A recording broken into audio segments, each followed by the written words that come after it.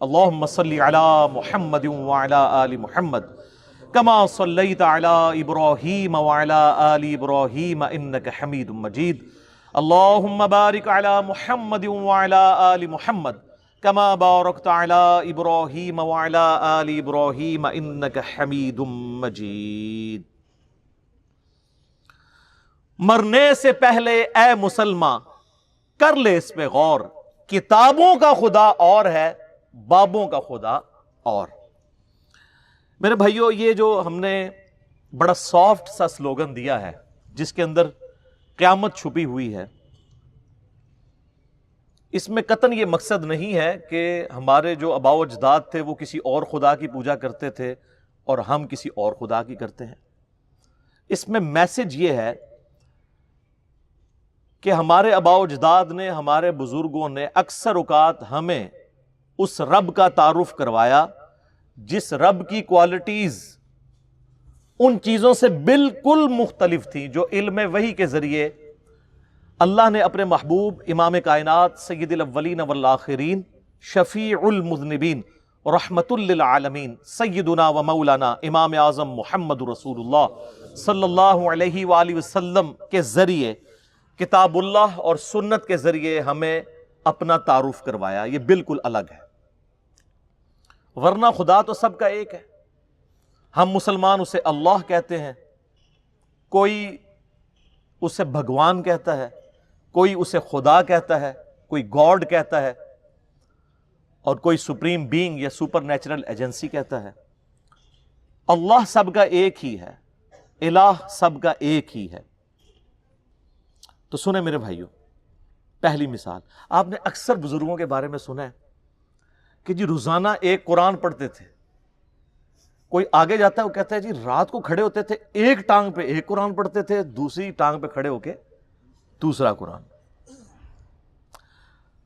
جس نے تھوڑی لمبی چھوڑنی ہوتی ہے وہ کہتے ہیں جی 3 قرآن روز کے۔ 8 قرآن والا ورژن بھی ہے۔ سر فضائل اعمال اٹھائیں، یہ میں یعنی کوئی زبانی کلامی باتیں نہیں کر رہا ہوں، یہ وہ ٹیکسٹ بک ہے جس کے بارے میں دعویٰ کیا جاتا ہے قرآن کے بعد سب سے زیادہ دنیا میں پڑھی جانے والی کتاب ہے فضائل اعمال۔ میں تبلیغی جماعت سے بڑی محبت کرتا ہوں، آپ کو پتہ ہے، جہاں پہ علمی اختلاف ہے میں ضرور ریکارڈ کرواؤں گا۔ مولانا طارق جمیل صاحب حفظہ اللہ تعالیٰ کے سامنے بھی سارا مقدمہ رکھا ہے، اور آپ کو پتہ ہے تبدیلی تو آئی ہے نا، پھر کلپ دیکھا ہے آپ نے، تبدیلی آ گئی ہے، وہ بھی مانتے ہیں، لیکن ان بیچاروں کا جتنا زور چلتا ہے اتنی بات کر سکتے ہیں۔ تو یہ فضائل اعمال میں لکھا ہوا ہے میرے بھائی کہ ایک بزرگ تھے روزانہ ایک قرآن پڑھتے تھے، ایک اور بزرگ کا لکھا ساتھ کہ وہ 3 قرآن روزانہ پڑھتے تھے، پھر آگے کہتے ہیں 8 قرآن بھی روزانہ پڑھتے تھے، اور پھر لکھا کہ امام ابو حنیفہ رحمہ اللہ تعالی رمضان شریف میں 61 قرآن پڑھتے تھے۔ 61 کی گنتی وہ کہتے ہیں ایک قرآن دن میں ایک رات میں، کتنے ہو گئے؟ 60، اور ایک تراویح بھی۔ ہاں جی، ایک 8 تھا، پھر تاک کرنا تھا نا انہوں نے۔ اب یہ لانا بات ہے جب 29 روزے ہوتے ہوں گے پھر کیا کرتے ہوں گے؟ تو بارہ لوگ کہتے ہیں 61 قرآن امام حنیفہ رحمہ اللہ۔ یہ فضائل اعمال میں لکھا ہوا ہے سر، ہم جے پی جیز ایڈ کریں گے، ایک ایک چیز کا جے پی جی ڈالیں گے، تاکہ آپ ایک بار یہ سوچیں کہ مرنے سے پہلے اے مسلمان کر لے اس پہ غور، کتابوں کا خدا اور ہے، بابوں کا خدا اور۔ یہ بابوں کا تعارف ہے قرآن کے حوالے سے، اور ایک کتابوں کا تعارف ہے۔ سر جامعہ ترمذی میں حدیث موجود ہے، اللہ کے محبوب صلی اللہ علیہ وآلہ وسلم نے فرمایا جس شخص نے 3 دن سے کم میں قرآن کمپلیٹ کیا، مکمل کیا، اس نے قرآن کے فہم میں سے کچھ بھی حاصل نہیں کیا۔ یہ ان کو کہہ رہے ہیں جن کو عربی آتی تھی، تو آنو دے عربی آندھی بھی کوئی نہیں۔ جن کو عربی آتی ہے ان کو کہا جا رہا ہے 3 دن سے کم میں قرآن مکمل کیا، تو فہم اس کا حاصل ہی نہ کیا۔ تو یہ جو 8 قرآن روزانہ کر رہے ہیں یہ کس سنت پہ عمل کر رہے ہیں؟ اپنی وشفل تھنکنگز میں سرگرداں ہیں۔ اور اس سے بھی مزے کی بات صحیح مسلم میں حدیث ہے، نبی علیہ السلام نے صحابہ کرام سے فرمایا، یہ حدیث بخاری میں بھی ہے لیکن مسلم میں ڈیٹیل ہے، بخاری مسلم دونوں میں ہے، کہ بھلا بتاؤ تم میں سے کسی شخص کی استطاعت ہے کہ وہ ایک رات میں 1/3 قرآن پڑھ لے، یعنی 10 پارے، آج کی ڈیٹ میں، پارے اس زمانے میں تو نہیں تھے، تو صحابہ کرام نے کہا کہ یا رسول اللہ کس کی استطاعت ہوگی کہ وہ رات میں 1/3 قرآن پڑھ لے؟ ہائے ہائے ہائے ہائے ہائے، سر ہے استطاعت، فضائل مال میں 8 بھی آ جائے، لیکن صحابہ کرام تو بزرگ نہیں تھے نا، آپ کو پتا ہے، وہ تو کامل ایمان مومنین تھے، یہ کہانیوں والے ہیں، وہ کامل الایمان اے کہانی باز۔ تو صحابہ نے کہا یا رسول اللہ کسی کی استطاعت نہیں، تو آپ نے فرمایا کہ سورۃ الاخلاص پڑھ لو، یہ 1/3 قرآن کے برابر ہے، 1/3 قرآن کے برابر ہے، اپنے نظریات کے اعتبار سے بھی، کیونکہ قرآن حکیم کا 1/3 عقیدہ توحید ہے، اور چونکہ سورہ اخلاص توحید کی جڑ ہے، اس اعتبار سے بھی تعلیمات میں بھی یہ 1/3 ہے قرآن کا، اور فضیلت میں بھی۔ اچھا اگر یہ کہتے ہیں نا کہ ہمارے بزرگ جو 8 قرآن پڑھتے تھے وہ 24 بار پڑھتے سن سورہ اخلاص، پھر تو ٹھیک ہے، 8 × 3 = 24 ٹائمز اگر سورہ اخلاص کوئی پڑھ لے اور 8 قرآن روزانہ کے، اگر یہ کہتے ہیں پھر تو ٹھیک ہے، لیکن آپ کو بھی پتا ہے کہ انہوں نے یہ نہیں کہا ہوا، ٹھیک ہے، کیونکہ اس پہ پوری رات ایک ٹانگ پہ کھڑا نہیں ہونا پڑتا۔ سورہ اخلاص اگر کسی نے پڑھنی ہے 3 دفعہ کتنا ٹائم لگتا ہے؟ اور آپ کو ایک اوریجنل مدنی لطیفہ سناتے ہیں۔ یہاں پہ جیلم ہمارے شہر کے اندر تبلیغی مرکز ہے، کبھی کبھار میں زور کی نماز میں وہاں چلا جاتا ہوں، تو زور کی نماز کے بعد نا فضائل اعمال کی تعلیم ہوتی ہے۔ اب وہ عالم دین ہے جو وہ فضائل اعمال پڑھ کے سنا رہے ہوتے ہیں، اور سامنے مدرسے کے بچے بھی ہوتے ہیں، تو میں نے اپنے بچوں کو پابند کیا کہ تم نے بھی سن لیا کرو تعلیم نا۔ اب میرا ایک بچہ ماشاءاللہ 10 سال کا ہے اور ایک آلموسٹ 11 سال کا، تو یہ میں 5-6 مہینے پہلے کی بات کر رہا ہوں، تو ہم درس سن رہے ہیں نا، تو یہی والا جناب وہ فضائل قرآن والا آ گیا جی، ایک بزرگ 3 قرآن روزانہ، ایک 8 قرآن، اور یہ 61 قرآن۔ اب میں جب بیٹھا ہوا درس سن رہا نا، تو میں بچوں کی طرف دیکھ رہا، میں نے کہا کہیں یہ بھی وہی تو نہیں سوچ رہے جو میں سوچ رہا ہوں۔ تو خیر بعد میں ہم جب موٹر بائک پہ بیٹھے، میں گھر آنے لگا تو میرا بچہ مجھے کہتا ہے، احمد کہتا ہے بابا یہ باقی باتیں تو ٹھیک تھیں، ایک بندہ روزانہ 3-8 قرآن کیسے پڑھ سکتا ہے؟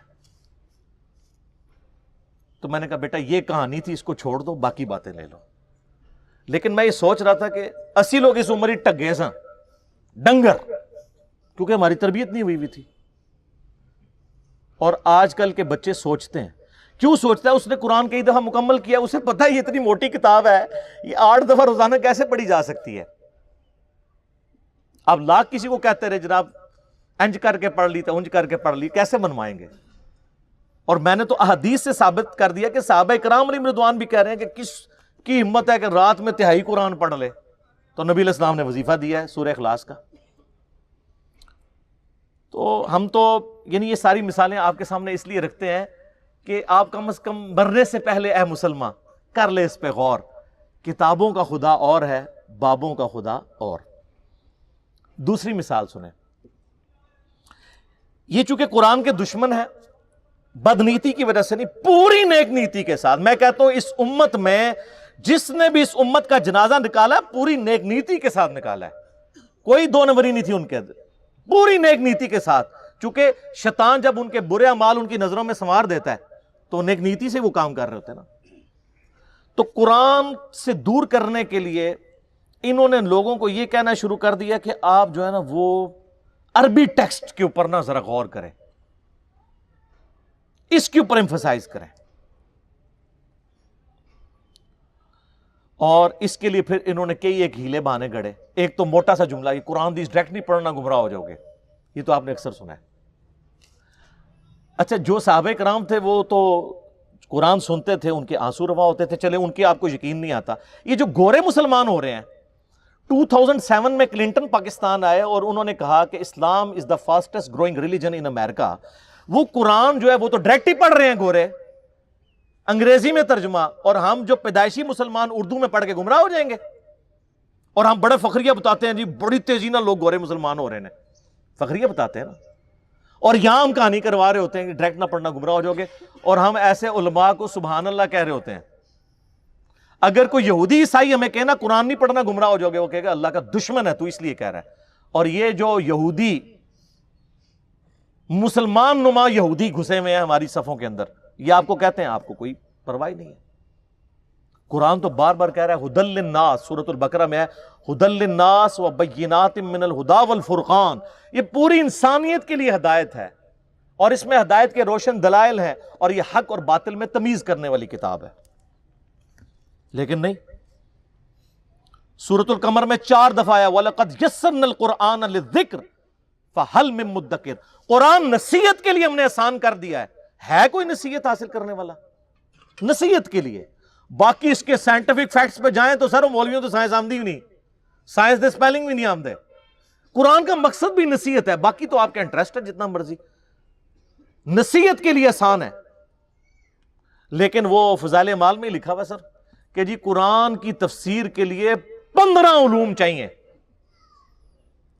یہ آپ کو دور کر رہے ہیں قرآن سے غیر محسوس طریقے، اور انہوں نے کہا کہ جی 14 کے تو نام گنوائے، انہوں نے کہا 14 تو آپ حاصل کر لیں گے، 15واں جو ہے وحبی ہے، وحبی کہتے ہیں جو گاڈ گفٹڈ ہو، وہ خاص لوگوں کو ہی ملتا ہے، تاکہ آپ 14 حاصل بھی کریں، کہیں گے 15واں تو کوئی نہیں نا، وہ تو وحبی ہے، وحبی نہیں وحبی، کتنی دشمنی اس پہ تر رہا یہ کہ پھر باقاعدہ ایک خواب لکھا کہ امام احمد، یہ فضائل اعمال میں سر لکھا ہوا ہے کہ امام احمد بن حنبل رحمۃ اللہ علیہ نے خواب میں اللہ کی زیارت کی، جھوٹ۔ بایزید بستامی کے بارے میں کشف المحجوب میں لکھا ہے کہ انہوں نے اللہ کی زیارت کی ڈائریکٹ، اور تذکرۃ الاولیاء میں لکھا ہے معراج کی رات انہوں نے بھی معراج کی اور اللہ کو ڈائریکٹ دیکھا، ادھر تھوڑی شرم آئی، انہوں نے ایک سٹیپ نیچے لے آئے، خواب میں دیکھا۔ سر یہ خواب والا پیکج موسیٰ علیہ السلام کو آفر کیوں نہیں ہوا تھا؟ سورۃ الاعراف کی آیت نمبر 143 ہے، حضرت موسیٰ علیہ السلام اللہ کے لاڈلے ترین 5 پیغمبروں میں سے ہیں، اولو العزم پیغمبروں میں سے ایک، کہہ رہے ہیں یا اللہ تجھے دیکھنا چاہتا ہوں۔ اللہ نے فرمایا تو نہیں مجھے دیکھ سکتا، بلکہ پہاڑ کی طرف دیکھ، اگر یہ قائم رہا تو سمجھ لینا تو بھی دیکھ سکتا ہے، اور وہ جل کر راکھ ہو گیا پہاڑ، اور موسیٰ علیہ السلام انڈائریکٹلی اس کے ایفیکٹ کی وجہ سے بے ہوش ہو گئے۔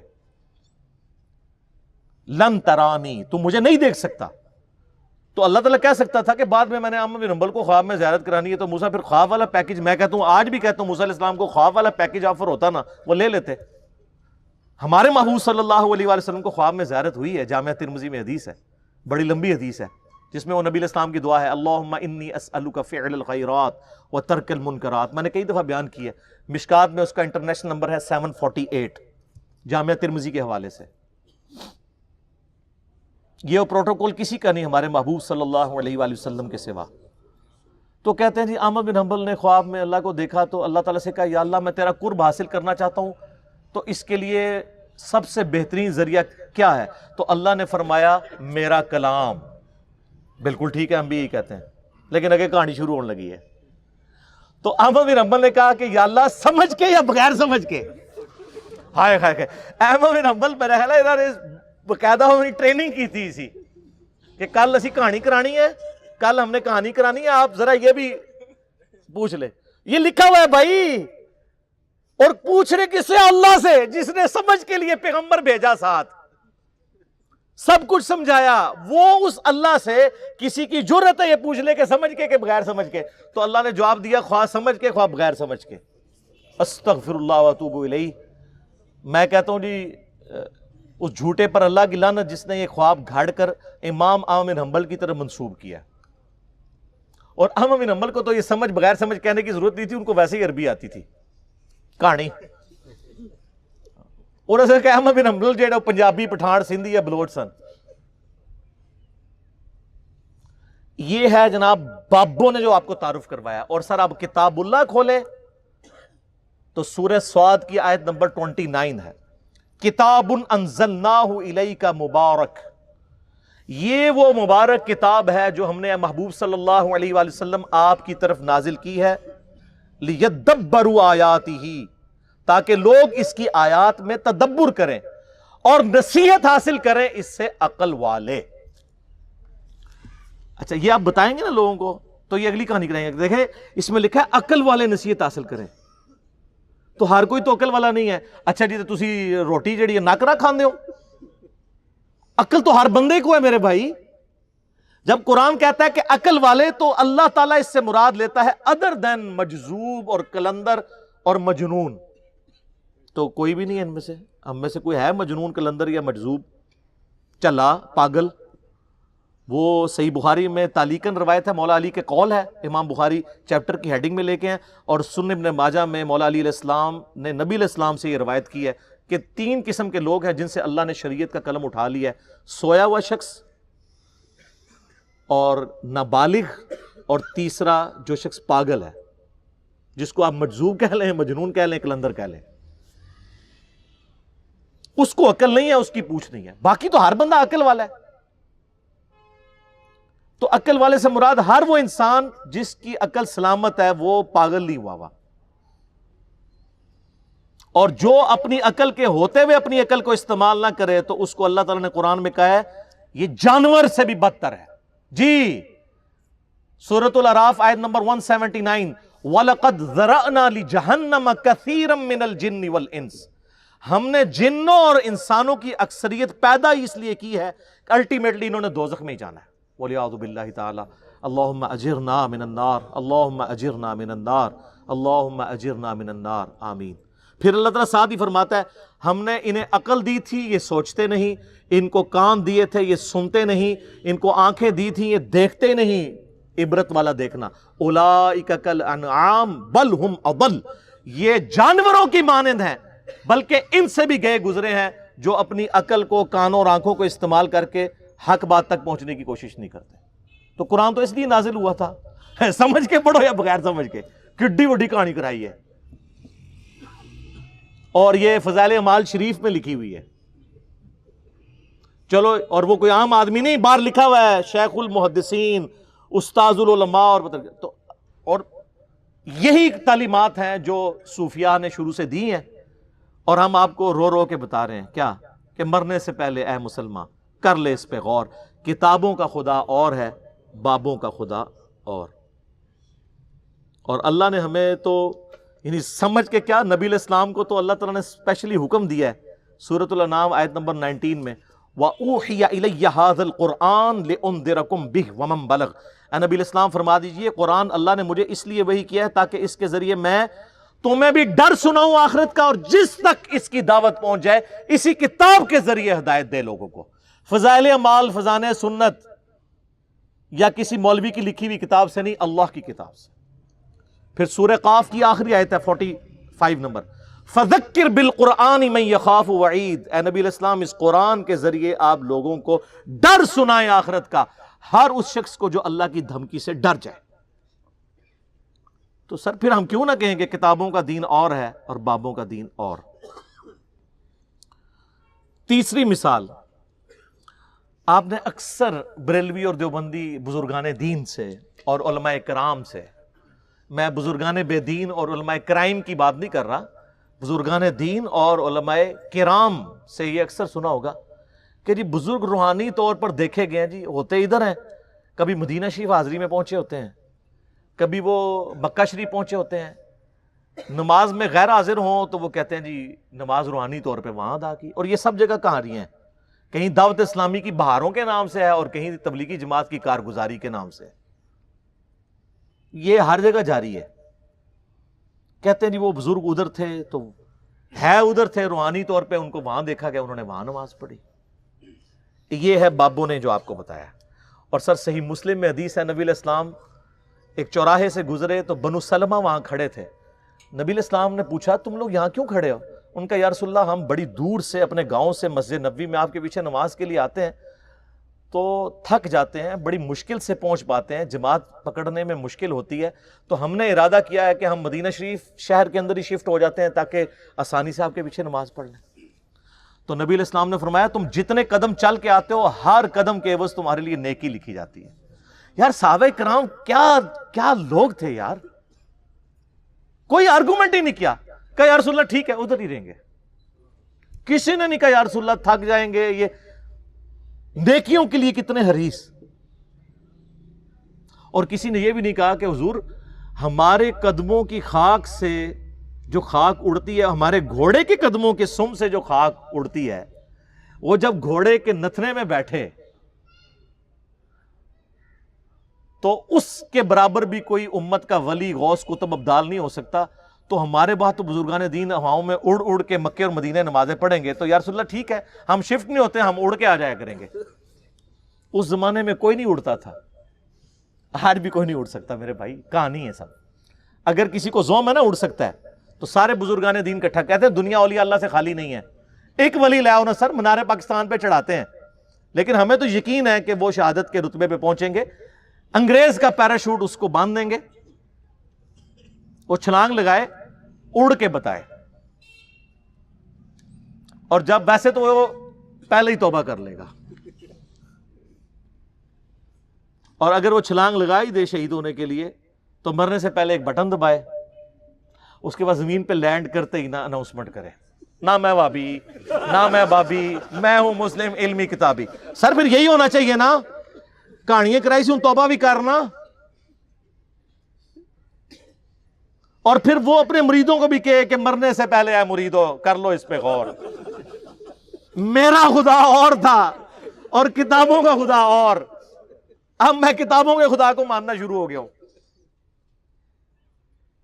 سر یہ چھوڑ دیں، جن کو اپنے بزرگوں پہ مان ہے نا، ان کے ساتھ آپ جہاز میں فلائٹ لیں، سارے مرید کٹھے ہوں، بڑے بڑے امیر مرید ہوتے ہیں نا، کاکپٹ سے صرف پائلٹ کو نکال کے نا پیچھے لیں اور کسی ولی اللہ کو بٹھا دیں کاکپٹ میں، وہ یہ جہاز لینڈ نہیں کرا سکتا، اڑنا تو بڑی دور کی بات ہے، اس دنیا میں نہیں لینڈ کرے گا، آخرت کی زندگی میں، لیکن فائدہ کوئی نہیں نا سر، لینڈ ہوئے گا انشاءاللہ، ظاہر لینڈ تو انہیں کرنا ہے جو فیول مکڑا ہے، وہ لادہ بات ہے کہ آپ لوگ جو ہے وہ پھونک مار کے بغیر پیٹرول کے گاڑیاں چلاتے ہیں، لیکن جہاز نہیں اڑتا بغیر پیٹرول دے۔ سب کہانیاں، اتنی کہانیاں، اور لوگ صاحب وہ جی جناب نکاح ماری، لوہے محفوظ پڑھ لیا، تھلے ویکھیا 7 زمینہ کراس، تیل بھی کراس، وہ سر ایڈون نے دریافت کیتا آ کے 200-250 سال پہلے پینسلوینیا چ۔ تو کیا کرتے رہے ہیں؟ تیل کیوں کراس؟ ہر بزرگ کو ہی تیل کراس ہو گیا سر؟ نہیں، دنیا بقدر ایفرٹ ہے، جو ایفرٹ پٹ کرے گا اسے رزلٹ ملے گا۔ وہ تخت بلقیس والا آپ میرا کلپ دیکھ لیں، تو باقی چیزیں میں نہیں بیان کرتا۔ سیکنڈ لاسٹ مثال، چوتھی، آپ کو پتہ ہے یہ بڑی مشہور حدیث ہے بخاری اور مسلم دونوں میں، سیدنا اسامہ ابن زید سے متعلق۔ ایک جنگ کے دوران، کافر سے مڑ بھیڑ کے دوران، جب وہ کافر ان کی تلوار کے نیچے آیا تو اس نے کلمہ پڑھ دیا، لیکن انہوں نے پھر بھی اسے قتل کر دیا۔ بعد میں قلق تھا، نبی علیہ السلام کی خدمت میں حاضر ہوئے کہ یا رسول اللہ اس طرح لڑائی ہوئی، وہ میری تلوار کے نیچے آیا، کلمہ پڑھ دیا، پھر بھی میں نے اسے قتل کر دیا۔ تو نبی علیہ السلام فرمایا تو نے اسے کیوں قتل کیا؟ کہ یا رسول اللہ اس نے اوپر سے کلمہ پڑھا تھا، ڈر کی وجہ سے، اندروں وہ کافر تھی۔ ہو سکتا ہے یہ بات ٹھیک بھی ہو، ہم بھی یہی ججمنٹ کرتے، لیکن نبی علیہ السلام نے فرمایا کیا تو نے اس کا دل چیر لیا تھا؟ تو صحابہ نے تو نہیں کہا یا رسول اللہ کہ اولیاء اللہ دل کا حال جان لیتے ہیں، تو ہم تو اولیاء کے امام ہیں، جی میں نے دل چیر لیا تھا۔ اور جو کہہ رہا تھا اس کو بھی پتا تھا میں کیا کہہ رہا ہوں، کہ کوئی نہیں دل چیر سکتا، صرف نبی کو وحی کی تائید حاصل ہوتی ہے۔ پھر آپ نے فرمایا اسامہ تو کیا کرے گا جب قیامت والے دن وہ کلمہ پڑھتا ہوا اللہ کے حضور تیرے خلاف مقدمہ قائم کرے گا؟ اسامہ تو کیا کرے گا؟ اسامہ تو کیا کرے گا؟ اسامہ تو کیا کرے گا؟ نبی علیہ السلام یہ الفاظ ریپیٹ کرتے رہے۔ سیدنا اسامہ کہتے ہیں میری خواہش ہوئی کاش آج سے پہلے میں کافر ہوتا اور آج کلمہ پڑھ کے مسلمان ہوا ہوتا، کم از کم میرا یہ گناہ تو دھل جاتا۔ ہوئے ہوئے، اسامہ ابن زید عام بندہ نہیں۔ صحیح بخاری میں حدیث ہے کہ نبی علیہ السلام زانوں پہ ایک طرف حسن ابن علی کو بٹھاتے تھے تو دوسرے طرف اسامہ ابن زید کو، حضور کے بچوں کی مانت، پوتا حضور کا صلی اللہ علیہ وآلہ وسلم۔ بڑے بڑے صحابہ غصے کی حالت میں نبی علیہ السلام کو اپروچ نہیں کرتے تھے تو اسامہ ابن زید سے سفارش کرواتے تھے۔ وہ جو بخاری مسلم میں حدیث ہے، جب فاطمہ نامی عورت کی چوری کا مقدمہ آیا اور نبی علیہ السلام کو سفارش کی گئی، وہ بھی اسامہ کے ذریعے کی گئی تھی، لیکن حضور نے ادھر بھی لحاظ نہیں کیا۔ آپ نے فرمایا تم لوگ مجھے سفارشیں کرواتے ہو، اللہ کی قسم تم سے اگلے لوگ اس لیے تباہ و برباد ہوئے، ان کے اشرافیہ کے لیے الگ قانون ہوتے تھے اور عام لوگوں کے لیے الگ۔ اللہ کی قسم اگر میری بیٹی فاطمہ بھی چوری کرتی میں اس کے بھی ہاتھ کٹوا دیتا، مجھے اپروچ کرتے ہو تم۔ یہ ہے اسامہ ابن زید۔ اور اب ذرا مجھے بتائیں جو کہتے ہیں جی بزرگ دلوں کے حال جان لیتے ہیں، کہتے ہیں آپ رائیونڈ چلے جائیں، آپ ملتان شریف چلے جائیں، کسی بھی شریف جگہ پہ چلے جائیں تو مرید وہ ڈر ڈر کے بیٹھے ہوتے ہیں، جی بزرگ دل کا ہاتھ جان لیتے ہیں. میں نے کہا نا، پرانیاں گلاں، پرانے فرقے، پرانے بزرگ. ہوں تو انہاں دی برسیاں بھی ہو چکی ہیں نا، 1000 سالہ برسیاں. جو جتنا پرانا ہے وہ اتنی برسی ہو چکی ہے. میں یہ چیلنج کرتا ہوں، میں اپنی میکینیکل انجینئرنگ میں سے مشین ڈیزائن کا یا اسٹرینتھ آف مٹیریل کا ایک فارمولا میکینکس آف مٹیریلز کا لکھ کے دیتا ہوں کاغذ کے اوپر، کوئی دنیا کا بزرگ مجھے دیکھ کے پڑھ کے بتا دے. ہاں اگر وقت کا پیغمبر ہو وہ پڑھ کے بتا سکتا ہے، کیونکہ اسے وحی کی تائید حاصل ہوگی. نبی علیہ السلام کو کئی مواقع کے اوپر آپ کو پتا ہے کافروں نے سوال کیے ہیں، نبی علیہ السلام کو نہیں پتا تھا، اللہ نے صورتیں نازل کر کے جواب سکھا دیے. قصہ موسیٰ اور خضر سکھایا، حضرت یوسف علیہ السلام کی بایوگرافی سکھائی، ذوالقرنین بادشاہ سے متعلق سکھایا سورۃ الکہف میں. نبی علیہ السلام کے پیچھے اللہ ہے. سورہ آل عمران کی آیت نمبر 179 ہے کہ اللہ کی یہ شان ہی نہیں ہے کہ کسی غیر نبی کو غیب پر مطلع کرے، وہ اپنے پیغمبروں کو غیب کے اوپر اطلاع دیتا ہے، اور تمہارا کام ہے اللہ اور اس کے پیغمبروں پہ ایمان لاؤ، بس اس حد کو کراس مت کرو. تو نبی علیہ السلام کو اگر یہ چیلنج دیا جائے وقت کے پیغمبر کو، وہ پڑھ کے سنا بھی دے گا، اس کو اللہ آنے واحد میں سب کچھ سکھا دے گا. بابوں کو اس لیے میں چیلنج کر رہا ہوں کہ تمہارا تو کہنا ہے کہ ہمارا اللہ سے تعلق ہے، اللہ کو تو آتی ہے نا انجینئرنگ، پڑھ کے بتاؤ. تم کہتے ہو ہم دلوں کے حال جانتے ہیں، ہمیں کشف القبور ہوتا ہے، وہ بھی کہانیاں. صحیح مسلم میں حدیث ہے، بخاری میں بھی اس کا کچھ حصہ ہے. ایک مدعم نامی غلام تھا نبی علیہ السلام کا، خیبر کے موقع پر نامعلوم تیر لگا، وہ شہید ہو گیا. صحابہ نے کہا سیدھا جنتی ہے. آپ فرمایا تم جنتی کہہ رہے ہو، اس نے تو مال غنیمت کی ایک چادر چرائی تھی جو آگ کی پہنا دی گئی ہے اس کے اوپر، میں دیکھ رہا ہوں. تو صحابہ کرام فوراً گھروں کو لوٹے. اگر کسی نے کوئی رسی کا ایک ٹکڑا بھی یہ سمجھ کے اٹھایا تھا نا اس کی تو خیر ہے، وہ بھی لا کے مال غنیمت میں جمع کروایا کہ یہ سر وہ لوگ سمعنا واطعنا تھے، سننے والے اور ماننے والے. تو صحابہ کرام کو تو سامنے میت کے اوپر آگ کی جو چادر نظر نہیں آئی ہے. بخاری مسلم میں حدیث ہے، نبی علیہ السلام گزر رہے تھے، آپ رک گئے، آپ کا خچر بدک گیا، کیونکہ آپ علیہ السلام اس پہ بیٹھے ہوئے تھے، اس کی برکت سے اللہ نے اس کو بھی دکھا دیا. ویسے ہی بخاری مسلم میں حدیث ہے کہ ایک مناظر جو ہیں وہ جنوں انس کے علاوہ ساری مخلوقات دیکھتی ہیں. آپ فرمائیں 2 قبر والوں کو عذاب ہو رہا ہے، ایک پیشاب کے چھینٹوں سے نہیں بچتا تھا، دوسرا چغلی کھاتا تھا. پھر آپ نے ایک ٹہنی توڑ کے اس کے 2 حصے کر کے لگایا، فرمایا جب تک یہ ہری رہیں گی ان کے عذاب میں تخفیف ہوتی رہے گی، نبی علیہ السلام کی مبارک ہاتھوں کی برکت سے. تو صحابہ کرام کو تو عذاب قبر نظر نہیں آیا. کہانیاں دل کا حال جان لیتے ہیں. سر اب زمانہ بدل چکا ہے، اب ہر طرف صدا ہے کیا کہ نہ میں وابی نہ میں بابی، میں ہوں مسلم علمی کتابی. یہ علمی کتابی باتیں ہیں. آخری مثال 5ویں فقہ حنفی سے متعلق. فقہ حنفی کی ساری کتابوں میں آپ کو ملیں گی یہ ساری کہانیاں. جب ان کو دلائل نہیں ملتے نا تو وہ پھر روب ڈالتے ہیں آپ کے اوپر، چاہے وہ قاضی ثناء اللہ پانی پتی ہوں، خواہ وہ صاحب در مختار ہوں، صاحب رد المختار ہوں، یہ سب لوگ یہ کہانی لکھتے آئے ہیں اور ان کی تو کوئی حیثیت نہیں ہے. ان سب کے بڑے بزرگ جو ہیں شیخ احمد سرہندی المعروف مجدد الافسانی، جنہوں نے خود ہی اپنے آپ کو مجدد ڈکلیئر کیا اپنی زندگی میں، اور 1000 سال کا، کیونکہ بیچاروں کو حدیثیں تو نہیں پتہ تھی. حدیث میں تو 100 سال کا مجدد ہوتا ہے.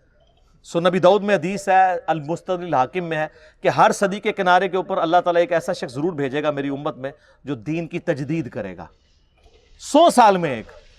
امت کا پہلا مجدد عمر بن عبدالعزیز ہے، المتوفا 101 ہجری 101 ہجری میں فوت ہوئے 38 سال کی عمر میں.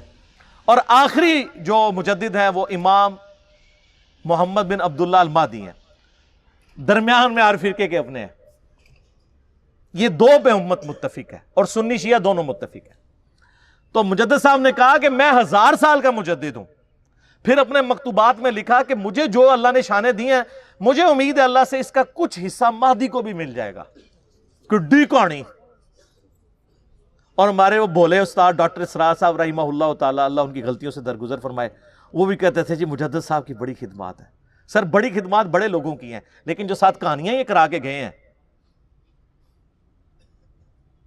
وہ مجدد صاحب مکتوبات میں لکھتے ہیں کہ ہمارے بزرگوں نے کشف کے ذریعے دیکھا ہے کہ عیسیٰ ابن مریم جب دنیا میں اتریں گے تو فقہ حنفی کے مطابق عمل کریں گے.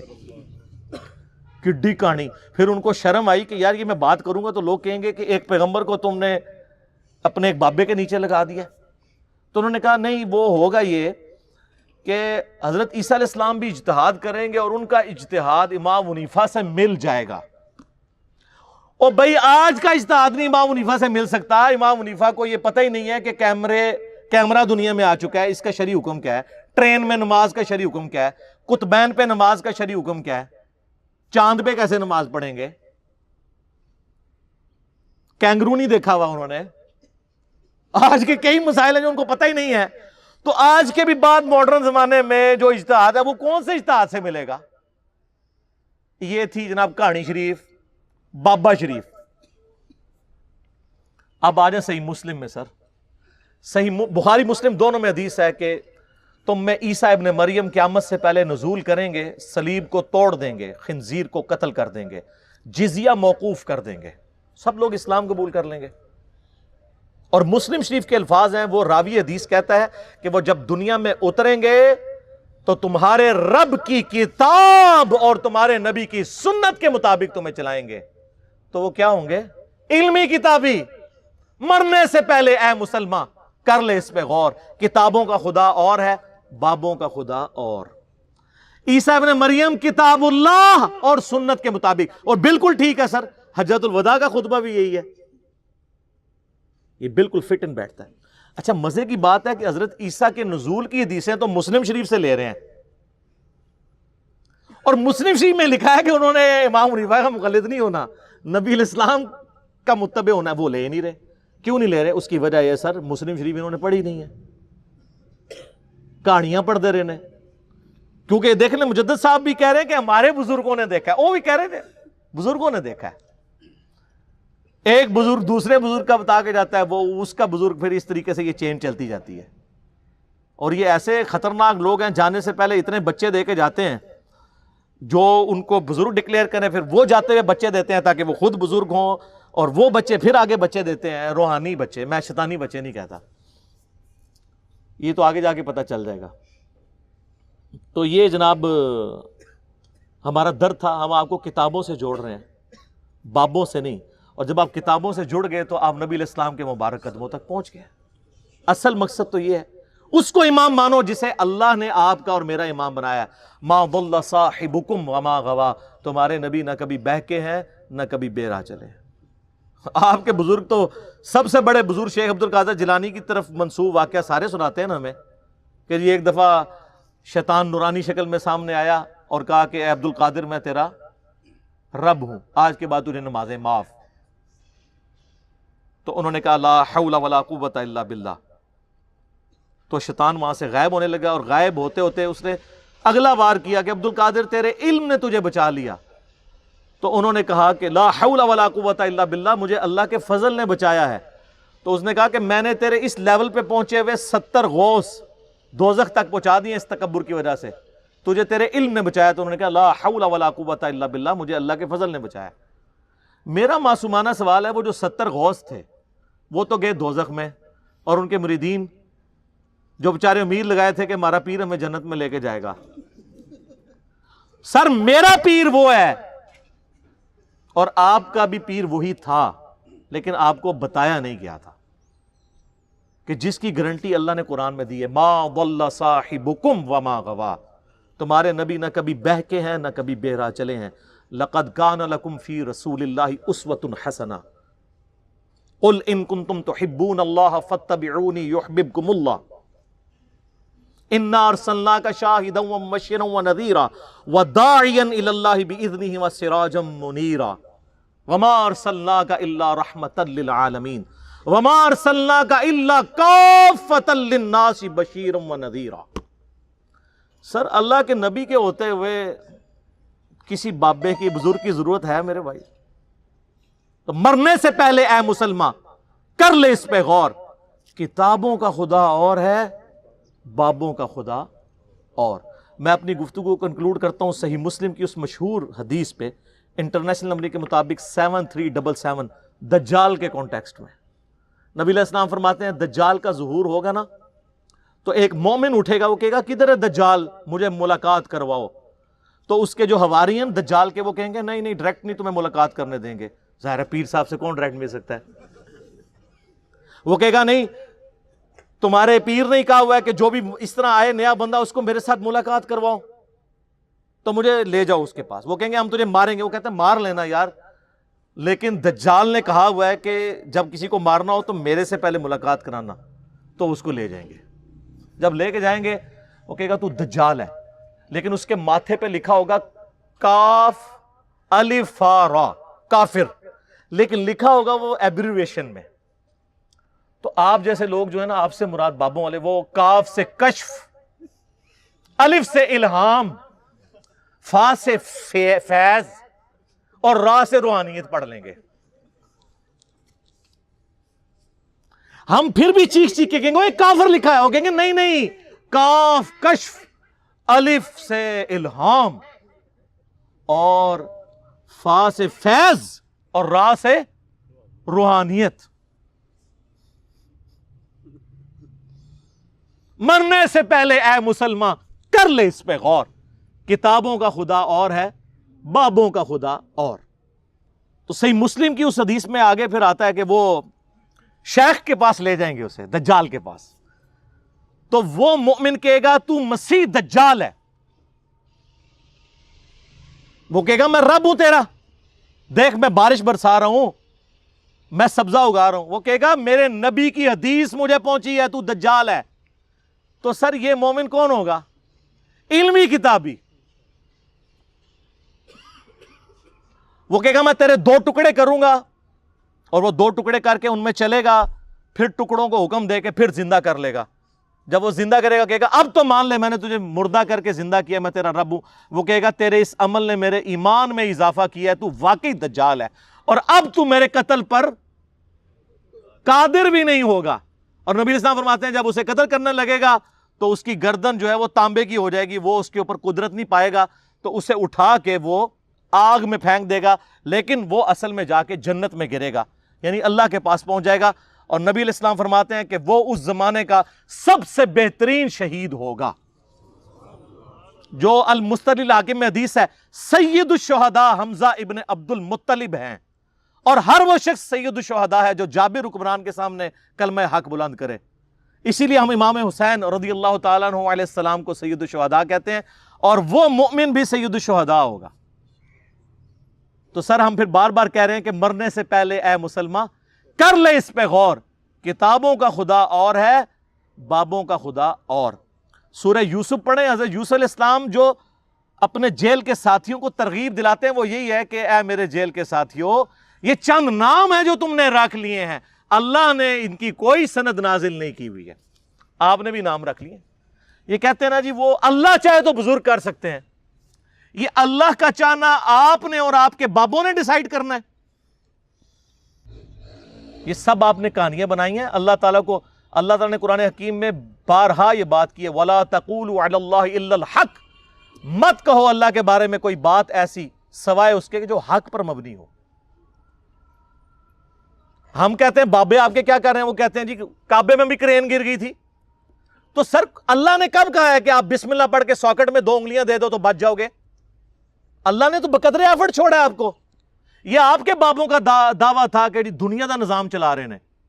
اللہ نے تو حسین ابن علی کو بھی مظلومانہ شہید ہوتے دیکھا ہے. اللہ نے تو حجاج ابن یوسف کے ذریعے اور یزید کے ذریعے خانہ کعبے کی توہین ہوتے ہوئے دیکھی ہے. وہ ابرا کے لشکر کو ایک ہی دفعہ ہلاک کیا ہے, ایک ہی دفعہ آگ ٹھنڈی ہوئی ہے ابراہیم علیہ السلام پہ. رومن امپائر کے بیٹل فیلڈز میں کئی صحابہ کو تیل کے کڑاہوں میں زندہ جلایا گیا. اللہ نے کہیں یہ نہیں کہا میں بچاؤں گا, آخرت کی گارنٹی ہے. دنیا بقدر ایفرٹ ہے, یا آپ کو ایفرٹ پٹ کرنی پڑے گی. چلیں یہ اللہ کی بات کرتے ہیں, اچھا ہی کرتے ہیں. یہ ہمیں بتانے چاہتے ہیں اللہ تو آڈا تے بابے ساڈے, ایسی بھی کہنے ہیں سر. مرنے سے پہلے اے مسلمان کر لے اس پہ غور, کتابوں کا خدا اور ہے, بابوں کا خدا اور. اور جب یہ غور کر لو تو ایک دفعہ جھوم کے کہنا ہے کیا, کہ نہ میں وہابی نہ میں بابی, میں ہوں مسلم علمی کتابی. ٹھیک ہو گیا جناب؟ صلوات بر محمد وآل محمد، اللہم صلی علی محمد وعلی آل محمد کما صلیت علی ابراہیم وعلی آل ابراہیم انک حمید مجید، اللہم بارک علی محمد وعلی آل محمد کما بارکت علی ابراہیم وعلی آل ابراہیم انک حمید مجید، سبحانک اللہم وبحمدک اشہد ان لا الہ الا انت استغفرک واتوب الیک وما علینا الا البلاغ المبین۔ جزاکم اللہ خیرا۔